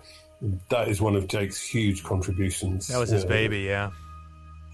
And there used to be a Yahoo group that Jake and Joe Peterson ran back in the day, a long time ago now, when they still had Yahoo groups. And there was a lot of active discussion going on there about it. And again, like Jake freely giving of his knowledge and experience like he did. So yeah, I think it's one of the key ones. It really is. It was that changing point where, like you say, the pacting got taken into a more accurate model. Model isn't quite the right word, but accurate way to engage. It's not the whole, oh my God, you're selling your soul to the devil in blood. It's like about people. It changed what people understood pacting to be. Yep, absolutely did. It was like a legal contract. It became you were doing a legal, in essence, a legal spiritual deal with someone. But yeah, you took that element of you're selling your soul to Satan. No, I am making a verbal contract with a spirit. We are under guidelines of understanding what each of us needs to do, and that's how we're going to handle it. It does its bit. I contribute my part. And, that's really changed, I think, the model of thing. I mean, something that's much more present. We were talking before the show, about Kimbanda. Yes. Heavily influenced by the Viram. The pacting in Kimbanda. Again, you pact with your Eshu or your Pompagira, and then they tend to do stuff. And if there's something, it's not their specialty, they contract out to another Eshu or Pompagira. Yep. You don't need to go and work with lots of other different Eshus and Pompagiras. It's like a much more practical model. It is, and it's just, I love Kimbanda for that fact that it is a very clean system that brings together elements of all kinds of different systems into one, but is very synthesized. And there's the pact making, and as you said, they will contract out and take care of it for you. They become your mediary. You are working with them, and they take care of what's in between. And they were heavily influenced by the Viram, because as you look at Mayoral, which is their version of the Godhead, you could say, it is made of three parts. It is made of Beelzebub, it is made of Ashtaroth, and it is made of Lucifer. And those three parts make Mayoral, which oversees the seven kingdoms, the seven crossroads of Kimbanda. So the Viram heavily had bled over into Kimbanda, and I know you had mentioned in the book that the Armadale had been seen in libraries of Palamayombe, and it's interesting how the cultures kind of bleed into one another with grimoire magic and have all influenced back and forth. And I found that to be interesting in the book when you said that, because I already knew of the influence of the Viram and Kimbanda, but I didn't realize that there had to be that Armadale influence in Palamayombe, which is interesting. Yeah, I mean, that's something that's happened throughout the millennia. There was this cross-fertilization between things that work in different systems. No magical system, unless you're on an island in the middle of nowhere, exists in isolation. And the stuff from things like the PGM, which has ended up, influencing and going into the grimoires, for example, it's an ongoing process. And at the end of the day, magicians and sorcerers, they want to do stuff that works. They want the technology that works. And so that's where I think something like the strength of the Verum is. You have a technology that works, that has proven successful results, and that's why so many people like it. Yeah, it takes out a lot of the clutter, which you can be found in grimoires, especially like I said, if you're starting out and you don't know where to turn. There's so much confusion, and I liked when I first came across the Virum, it synthesized that for me. I says, oh wow, I kind of like that model of pact. I like the model of streamlined. I like how it's, as you said, working. If it isn't the spirit will help me get in contact with who I need to. It broke it down, all the confusion. And last two questions, if you don't mind, David. We have a listener question, then I had one question I wanted to ask.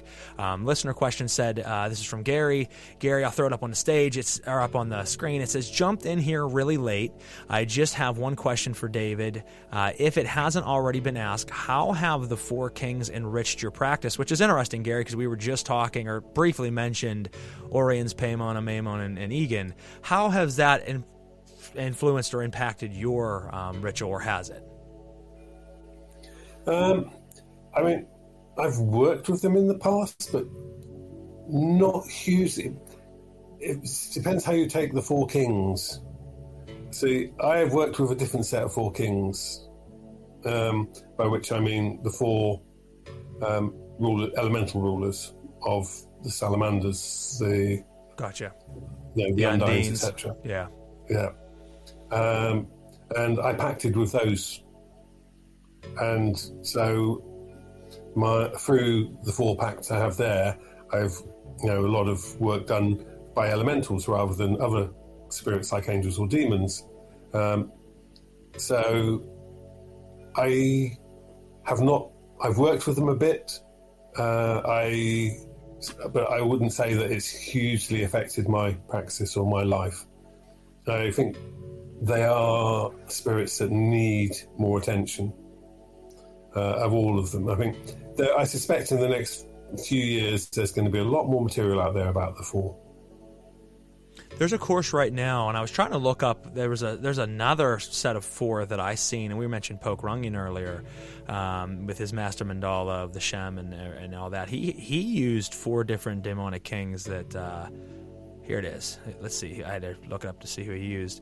He uses Ziminar, Amaimon, Korsan, and Goap as the four that he used. Now, I'm not sure where he came up with that, but he has those four that he uses. But I was going to say Alexander Cummins has a course out right now, folks. I think it's $250 and the reason I know that is that he's going to be a guest later in the season, and I was looking up some of his courses and stuff, so I had some background of what he offers, because he's extended his list of courses tremendously over the last year or so. He has a course on the Four Kings, and it's a full procedure from start to finish of how to work with the four of them. So if anybody out there, Gary, if you're interested in looking at more of the four, that might be a great source. Alexander is a really great academic mind as well, and he can certainly help you with that. Now, one of the last questions I wanted to throw out there, and like I said, there's a list of about 20 more I would have loved to have jumped through, but I knew that we would get deep into things, and I want to thank you for your time this evening. You mentioned in the book, and I think it's something so often overlooked, and I don't quite understand. I think our modern era expects that spirits are it. That's how you do it. You know what I mean? Everybody wants to. I think because there's this exhilaration with wanting to conjure a spirit. So people skip the amulets. They skip the talismans. They skip the things that could easily take care of 90% of the problems that someone's facing in their life without ever needing to summon a spirit whatsoever. But I guess that's not flashy enough. What is your experience looking through all of the different grimoires? Especially ones you knew and ones I'm sure you certainly didn't. The correlation between using amulets and things of that nature to take care of most of the needs that a person would have in those time periods without actually having to go through the in-depth process of conjuration. Yeah, absolutely. I mean, there's three threads running through the grimoires, really. You've got the conjuration, you've got the divination, and you've got the simple charms and spell stuff. In different degrees, depending on which particular grimoire it is, but those three are the constant threads all running parallel through. As you say, exactly, there's a lot of charms, pentacles, etc. you can make that get the job done. The preparation and energy that goes into a conjuration, you need to have a good reason to do a conjuration. It's not just something you do for the sake of it. And it takes a lot of time and effort. So, as you say, most of the stuff can be done without needing to resort to conjuration. I've done them in the past. I don't tend to do that much conjuration currently because I don't have a need to do conjuration. I like, for example, I love working with the Psalms, for example. I love the Psalms. I love the cadence they have, that they work whatever language they're in, whether it be Latin, Greek, English, French, Hebrew. And they're very powerful. I love doing them in Latin. Yeah. And so like some of the stuff that's in the Book of Gold, for example, I've used some of the Psalm charms in there to great effect.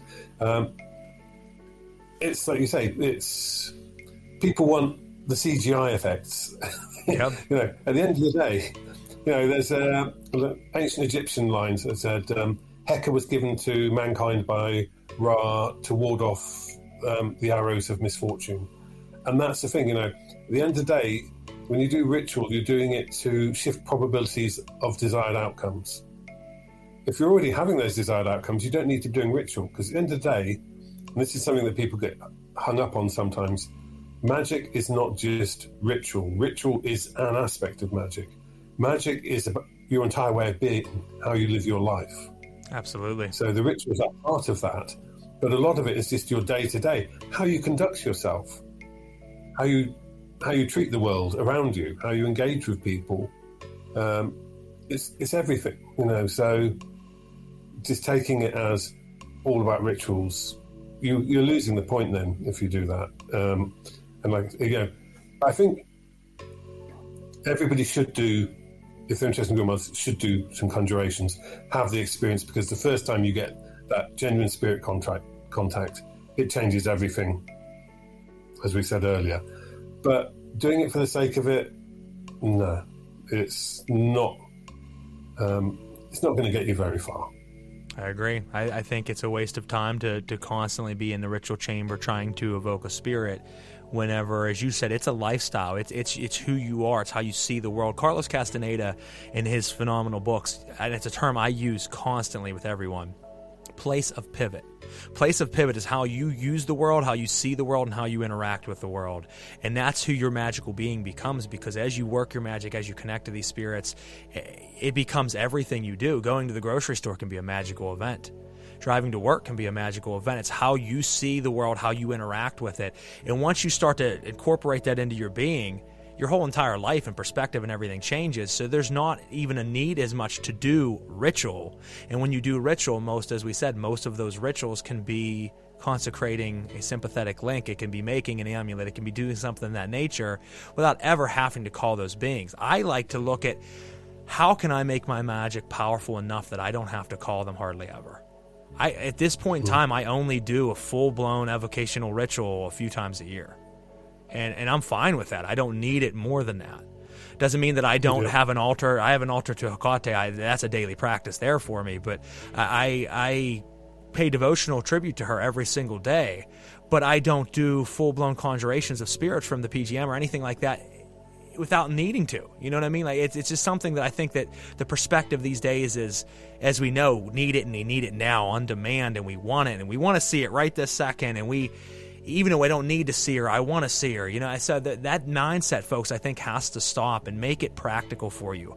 How do you do it in a way that changes your life so that you don't need it again? I think the tarot, one of the tarot books I had, it had a powerful statement in there, is one's magic should be the case to never need magic again, so to speak. Now, we obviously live magical lives, but when you do it properly, it should limit the amount of magic you ever need to use. Yeah. Last question. The effects of that is when you do stuff, it can be much more powerful. Yes. You said it before, the momentum. I think there's that buildup, that tension, that you retain that energy, that if you're not conjuring every 2-3 weeks and you do it, let's say 4 times a year, and truly when you need it, and you make sure everything's consecrated properly, and you do the fasting, and you do everything to a note, that is that momentum that you talk about in the book. Because folks, people say, I don't want to cut the hazel wand on the specific day of the week, on the night of. There's a reason for it. The reason that you do that is because when you're standing out in the woods at nighttime, cutting a branch with a virgin blade and doing all these things, the time and effort and the exhilaration of doing that adds to it. Mm-hmm. So when you're in the ritual chamber, when you put the robes on, people say that there's no point in wearing ritual robes. There is, because when you slip that over, your person disappears and you become that character.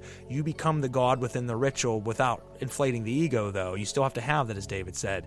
But there's reasons for each and every part of this ritual, and when you do it, it creates maximum, resonance and what was the term we just used? You used in the book?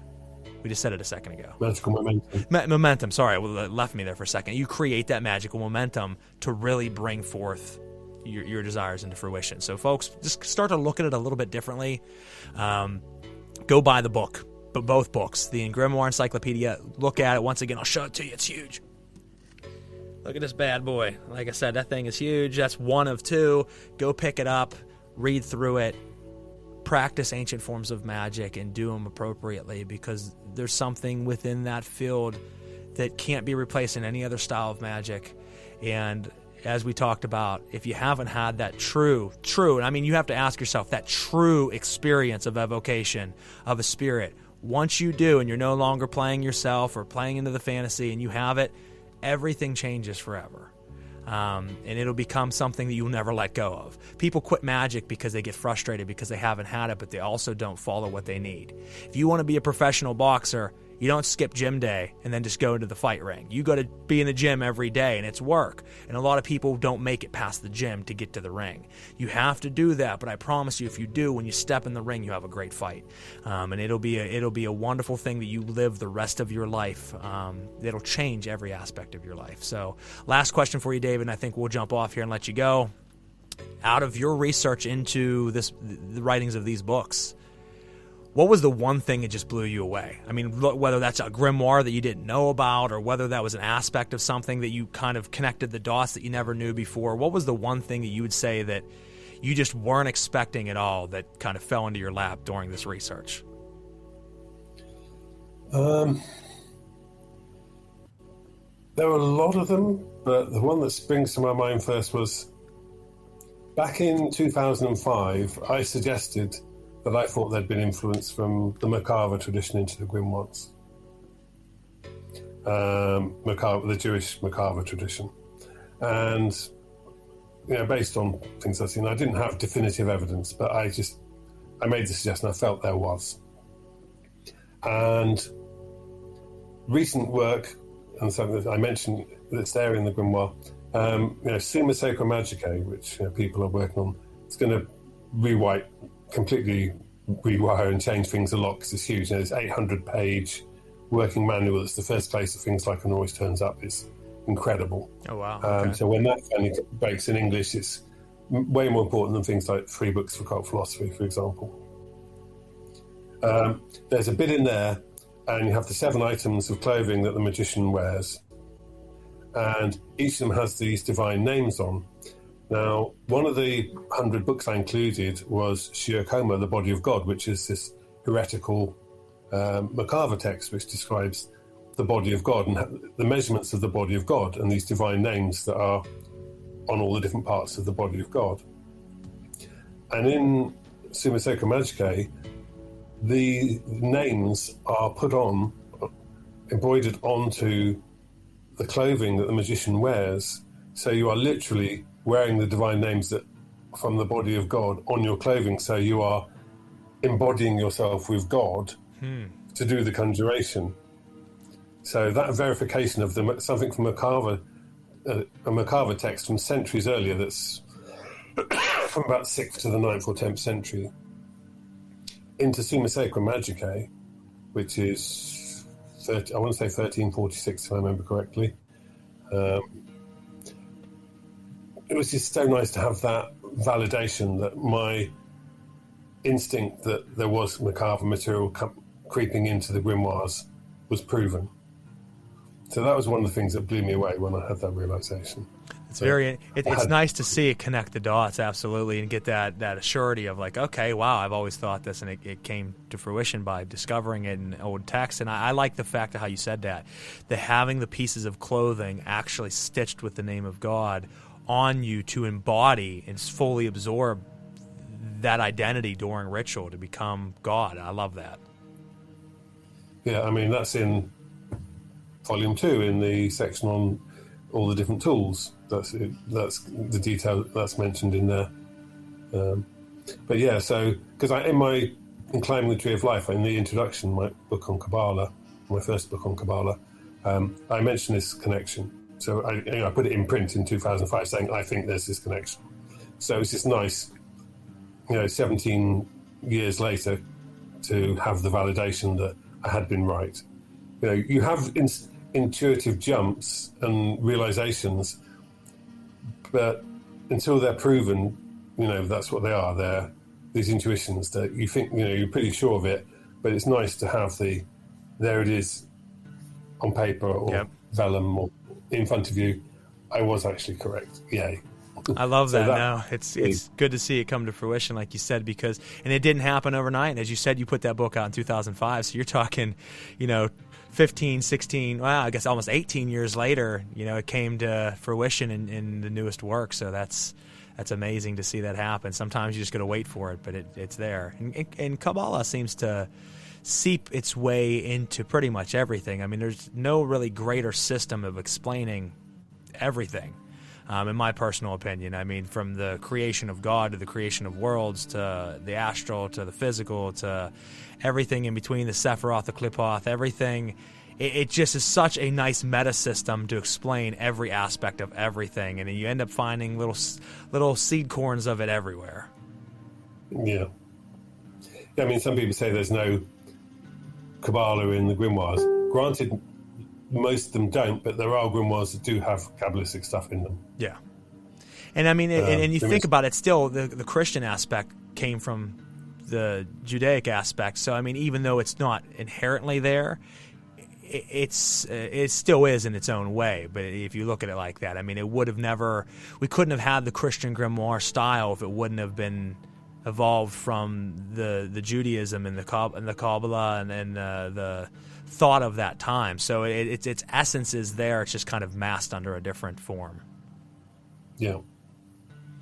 Well, other than that, I know that we've kind of went a little bit past, and I appreciate you allowing me to just pick your brain. Like I said, I'll definitely, if you're ever down, have to have you on again, because there's questions of more even on this book that I wanted to ask, let alone some of your other works that we can jump into or even have a firm discussion on Qabalah, as we were talking about. But anything else? Like talk part 1. What's that? This was like talk part 1. Yeah, talk part. Yeah, folks, this is just part 1. It's like his book, so you can expect more down the road. I mean, we got 2 parts of the Grimoire Encyclopedia, and he says there's more coming. This is part 1. Part 2 will emerge at some point in the near future. So make sure you go pick up Encyclopedia, or the Grimoire Encyclopedia, part 1 and 2. You're going to be hard pressed to find the hardback versions of them, but you can keep an eye on them. They're out there. You just gotta be vigilant. You can get the softback on different distributors out there. Hayden Press has it. I believe you can get them on Amazon. You can get them, which is very quick way of getting it. But they are beautiful books. Read through it. Enjoy it. David, anything else we should be watching out for coming up from you? And any last words you'd like to say before we close out? I'm working on a little project at the moment, which I won't say for now, but something that I promised somebody I'd do. Then it's probably going to be working on volume 3. I mean, I've got a number of books I want to write. There's a couple of other grimoires that I'd like to put out, translations, transcriptions of. So if somebody else doesn't do them first, then maybe that. But, sometimes other people work on a book and you're like, oh, they're already doing it. There's no point in me doing it because they'll do a great job. Yeah, if you know who's doing it, like for instance, I mean, if Dr. Skinner's putting something out, you can usually guess that if he's doing it before you, you're like, well, shit, I ain't going to be able to do it now because he's crushed it. So, I mean, the two of you, I'm sure, have that relationship where you've had ideas where the other one's completed before you could, or vice versa.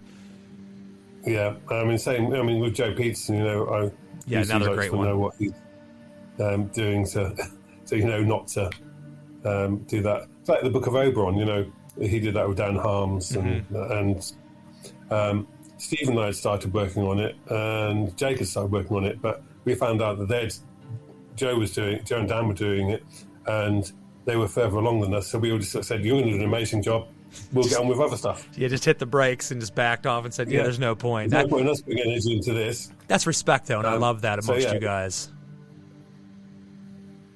Yeah, there's a huge respect between you guys. Having that sort of community of other people doing stuff that you can bounce things off and say, hey, does anyone know this? And it'll be little things sometimes. It's like when Steve and I were doing Clavis Inferni, we'd done all this, we'd worked it all out, and we'd managed to decipher it all, and there was like one particular letter we knew it was from a magic alphabet, and we couldn't find it. And I contacted Joe Peterson. He got back to me a few days later, going, this one from such and such. It was great, thanks, Joe. It was just the one, because that was supposed to be book 2 in the source works, and ended up being book 5, because it took us about 2 years to decipher it all. So we ended up doing Keys to Gateway, and then Gorisha and Veritable Key before Clavis came out. Great 5-book series, though. For such a small book, there was so much to unpack in it. That you had, there was all this stuff that was Latin that was contracted and then reversed and things. So we had to work it all out, and that was an interesting experience. Well, I'm sure it is, and like I said, and my listeners certainly appreciate it as well. The work that you guys do individually and together as a unit, cross-referencing to each one another, it's amazing. And like I said, I hope you know how much you've contributed to the art of magic in the modern day, and the work that you've done, and Peterson and Skinner and everyone involved will live on for hundreds of years. I mean, there will be people well beyond us, long after we're gone, referring back to the work you've done with these 2 books and the 3rd and 4th, or however many you end up releasing, but we'll talk about these 2 here. They'll be referring back to this 100, 200 years from now, and that's awesome. That's a great feat to be able to accomplish, so kudos to you for that. Thank you very much. Well, other than that, David, I want to thank you so much for giving me the time today to come on to the show, and I appreciate everything you're doing. I'll be keeping an eye on future releases, and like I said, we'll have to get you on the show again down the road to talk more on magic and mysticism. Absolutely. I'd love to. All right, guys. Well, later this week, so this is a little bit of a strange week, folks. We have another episode this week. So we had this one, special episode on Sunday. This Thursday, which would be the 24th, we have Taylor Elwood coming on the show. Great author, has a bunch of releases under his belt. He has a movement right now where it is sacred masculinity, so a different aspect than you would normally think of. And he talks about really embracing being a man and the masculine energy and what that means in magic.